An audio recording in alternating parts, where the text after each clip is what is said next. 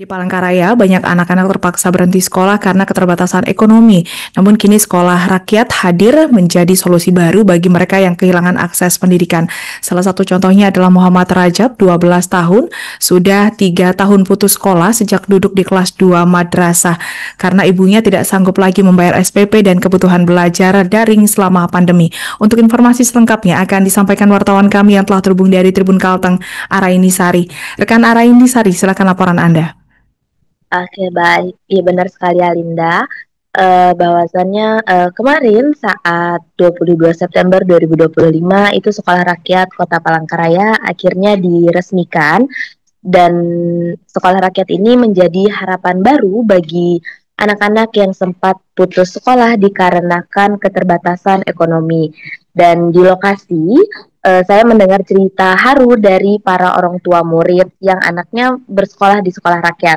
Salah satunya itu adalah Nur Halimah, ibu dari Muhammad Rajab Hairil Kafi, menceritakan anaknya sudah 3 tahun tidak sekolah dikarenakan kendala membayar biaya SPP, buku, dan paket data untuk kelas online saat pandemi COVID-19 lalu.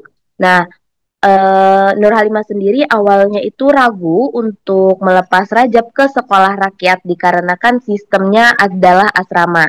Tetapi setelah diyakinkan oleh tim pendamping dari Dinas Sosial, ia akhirnya mempercayakan anaknya untuk melanjutkan sekolahnya di SD Sekolah Rakyat Palangkaraya. Dan harapan Ibu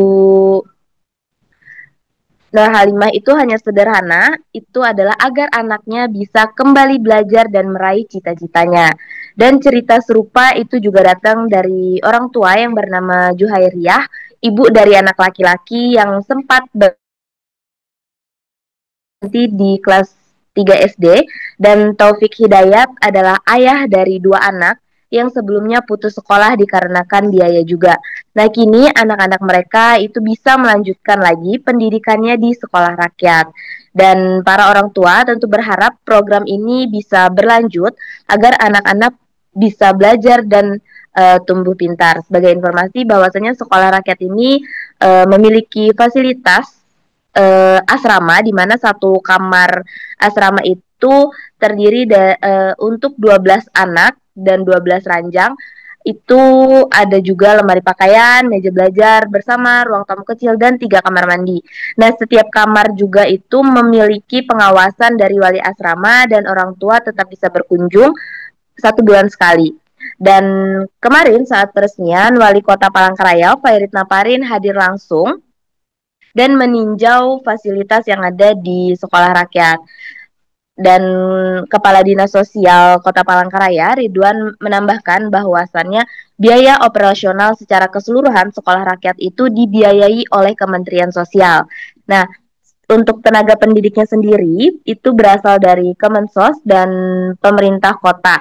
Untuk kurikulum sekolah rakyat ini sedikit berbeda dari sekolah pada umumnya, karena di sekolah rakyat itu menekankan pada pendidikan inklusif, keterampilan, dan kemandirian, di mana agar para siswa ini tidak hanya mendapat pelajaran umum, tapi juga bekal keterampilan hidup. Ya, mungkin sekian yang dapat saya sampaikan. Alinda, kembali ke studio. Baik, terima kasih rekan Araini Sari atas laporan Anda. Selamat bertugas kembali. Untuk melengkapi keterangan kami, pemirsa, berikut wawancara bersama wali murid Sekolah Rakyat Taufik Hidayat. Berapa, Pak? Ada yang kelas 4 sama 5. Oh, berarti 2 ya Bapak anak yang masuk sekolah rakyat. Laki-laki.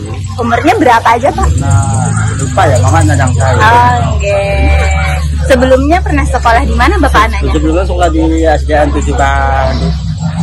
Ya. Jadi sempat putus sekolah nggak? Mana begitu? Apa alasannya Pak putus sekolah itu? Ya. Jadi kan karena putus sekolah kan. Jadi kadang-kadang biaya nggak ada. Jadi alhamdulillah ada menggunakan sekolah rakyat. Download Tribun X sekarang, menghadirkan lokal menjadi Indonesia.